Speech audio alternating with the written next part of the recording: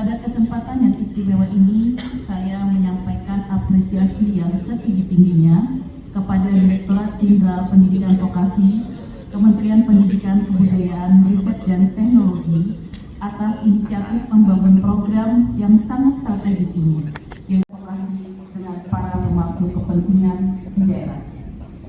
Sebagaimana yang kita ketahui, keselarasan antara dunia dalam menciptakan sumber daya antara lembaga pendidikan, vokasi dengan pemerintah daerah, sektor swasta dan masyarakat sipil adalah hal yang sangat penting untuk diwujudkan. Negeri Tanah Laut dan Politeknik Sampit, pimpinan perguruan tinggi vokasi Provinsi Kalimantan Tengah, pimpinan dunia usaha dan dunia industri berstudi Provinsi Kalimantan Tengah, para akademisi, praktisi dan peneliti Provinsi Kalimantan Tengah, Bapak dan Ibu serta seluruh tamu undangan yang berbahagia.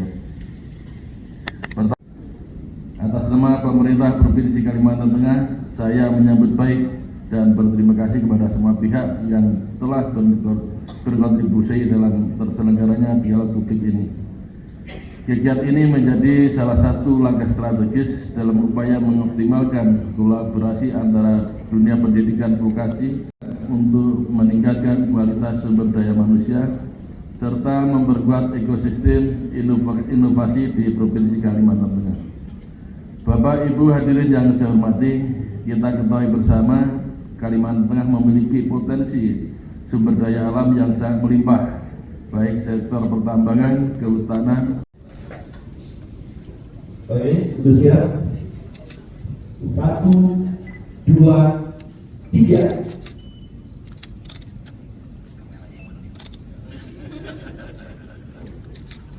Ketiganya lagi, silakan Bapak Ibu, mohon maaf ya, kami bisa kepala ini seperti ini. 1, 2, 3. Pakai tombol tadi. Kalimantan Tengah, sesuai dengan tadi sambutan dari Pak Gubernur yang saya bagikan, kita sangat mendukung kegiatan ini, Pak. Jadi tentunya kita sangat mendorong untuk peningkatan kualitas SDM kita. Jadi sesuai dari pendidikan vokasi itu kan pendidikan yang aplikatif.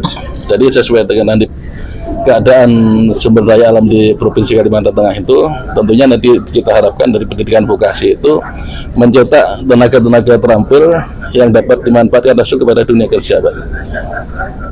Dukungan atau arahan dari pemerintah sendiri seperti apa kepada pendidikan? Dukungan kita kepada ini, Pak, dengan regulasi tentunya dari pemerintah provinsi, tentunya kita dalam nanti akan dibentuk tim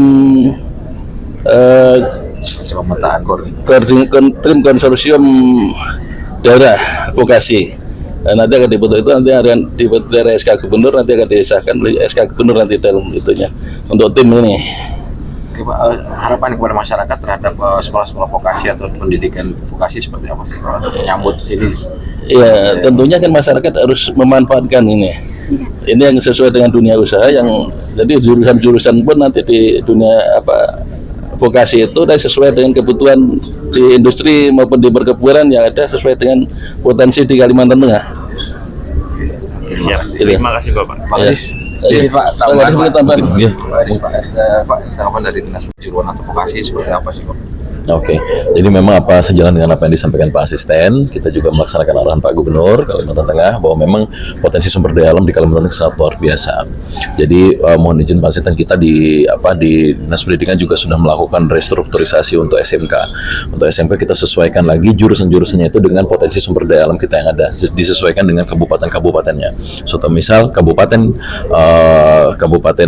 di wilayah timur misalnya itu kan penghasil batu bara. Jadi SMK pertambangan yang kita giatkan gitu Pak Asen, dan begitu juga seperti contoh di Stream Estate di Sukamara, itu kita siapkan juga untuk SMK kelautan perikanannya juga udah kita siapkan. Dan sejalan dengan Pak Asisten, tugasnya Dinas Pendidikan mempercepat pembentukan melalui SK Gubernur terkait dengan tim koordinasi atau konsorsium vokasi daerah.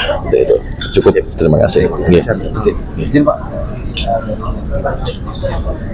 apa dari pemerintah daerah terkait dengan dukungan sendiri seperti apa tanggapan dari vokasi sendiri? Ya, saya mewakili dari tim konsorsium Kalteng dalam hal ini tentunya sangat bangga dan sangat bersyukur sekali atas dukungan yang diberikan oleh pemerintah daerah Kalimantan Tengah sendiri itu. Jadi memang sebagaimana tadi disampaikan oleh Bapak Maskur selaku asisten pemerintah dan rakyat, kemudian juga dari Kepala Dinas Pendidikan, bahwa besarnya potensi daerah di Kalimantan Tengah ini tentunya harus dimanfaatkan sebaik mungkin, dan kita ingin juga mendorong bahwa tidak hanya kita di sisi hilirnya saja, tetapi juga bagaimana nanti memanfaatkan sisi hulunya seperti itu. Jadi sumber daya alam yang ada ini benar-benar memberikan nilai tambah yang sangat tinggi terhadap kemajuan masyarakat Kalimantan Tengah. Jadi tidak hanya sebatas penghasil bahan mentahnya dan sebatas memanfaatkan produk akhirnya, tetapi juga kita mengharapkan bahwa seluruh proses dari hilir sampai ke hulu itu bisa diproses di Kalimantan Tengah sendiri. Harapannya dukungan seperti apa sih Pak dari pendidikan vokasi ini dari pemerintah sendiri Pak? Ya, dalam hal TKDV kami sudah menyambut positif sekali bahwa mungkin dalam waktu dekat akan lahir SK Gubernur terkait dengan TKDV, dan mudah-mudahan ini bisa di follow up selanjutnya terkait dengan stradanya. Bagaimana rumusan strateginya untuk meningkatkan kapasitas dan kapabilitas pendidikan vokasi di Kalteng. Itu harapan kami. Jadi tidak hanya timnya saja, tetapi juga ada langkah konkretnya seperti strateginya, dan kemudian ada upaya implementasi dari strategi tersebut. Itu harapan kami. Pak izin nama dan jabatan Pak. Saya Kunur Saiful Priamongkas dari Ketua untuk Wilayah Kalteng. Iya, jadi dialog publik ini sangat penting untuk pendidikan vokasi. Jadi ada satu kebijakan nanti yang menaungi dan menghubungkan antara pemerintah, kemudian industri, pendidikan vokasi, dan juga ada satu namanya Venta. Venta itu adalah 5 yang bersinergi antara satu kebijakan vokasi di Kalimantan Tengah. Dan yang paling terakhir adalah ada naungan hukum dari pemerintah daerah berupa SK TKDP yang insya Allah harus tahun ini sudah ditandatangani oleh Gubernur Kalimantan Tengah. Kalau selama ini bagaimana Bu tanggapannya? Iya, kalau respon dari pemerintah daerah sendiri sih sudah sangat positif ya terhadap vokasi. Itu terlihat dari dukungan mereka untuk kegiatan-kegiatan vokasi, kemudian beberapa kebijakan-kebijakan terkait salah satunya adalah penelusuran stakeholder atau alumni-alumni lulusan daripada vokasi yang bisa dapat bekerja langsung di industri yang linear dengan bidangnya. Sejauh ini seperti apa Bu? Alumninya apakah sudah terserap dengan? Ya, kalau alumni sendiri baru 34% yang terserap di industri yang khususnya ada di Kalimantan Tengah. Apalagi tadi seperti yang dijelaskan oleh Pak Kun, arah daripada driver untuk daerah Kalteng ini adalah agroindustri, di mana kita paling banyak menyerap tenaga kerja, tetapi pada kenyataannya tenaga kerja yang diserap dari Kalteng itu hanya 34%. Sisanya itu berasal dari luar. Nah, itulah yang menjadi satu permasalahan penting yang harus kita diskusikan agar permasalahan penyerapan tenaga kerja di Kalimantan Tengah ini bisa lebih besar dibandingkan harus penyerapan tenaga kerja dari luar Kalteng. Bu, dialog ini mengundang siapa aja? Ya, kalau mengundangnya kita untuk narasumber sendiri itu adalah dari Dinas Pendidikan, kemudian dari Bapedalitbang, kemudian dari Dinas Tenaga Kerja dan Transmigrasi juga, ada dari Kadin sebagai leading sektor untuk industrinya, kemudian untuk pesertanya kita ada dari industri, dari asosiasi, kemudian perguruan tinggi vokasi yang ada di Kalimantan Tengah, kemudian hadir juga perguruan tinggi vokasi yang ada di Kalimantan Selatan, yaitu Poliban dan Politala. Okay. Nama dan jabatan. Oh ya, kebetulan nama saya Insinyur Lilis Indriani, STMT IPM ASEAN Eng. Sekarang saya adalah Wakil Direktur 1 Politeknik Sampit. Terima kasih. Sama-sama.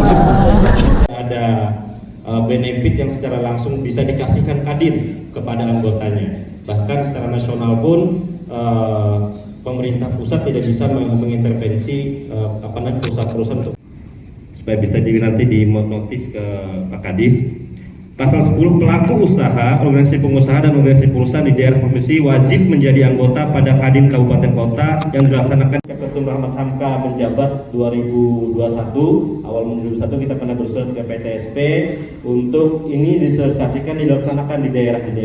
Tapi sampai sekarang tidak ada tindak lanjut. Rela aja yang memang punya kesamaan pemikiran, punya visi misi untuk membangun Kalimantan Tengah. Nah, sehingga yang bergabung ini ya pengusaha-pengusaha kecil, Pak. Baik itu ya intervensi untuk menekan para perusahaan-perusahaan ini. Seperti kemarin waktu kita habis diskusi di di Batanggari, BW ada Bu, kita sudah berusaha tapi tidak ada jawaban, tidak ada respon gitu. Kita juga suratin melalui kantor HO-nya juga tidak ada jawaban. Tapi itulah yang bisa kita lakukan. Nah, harapan kami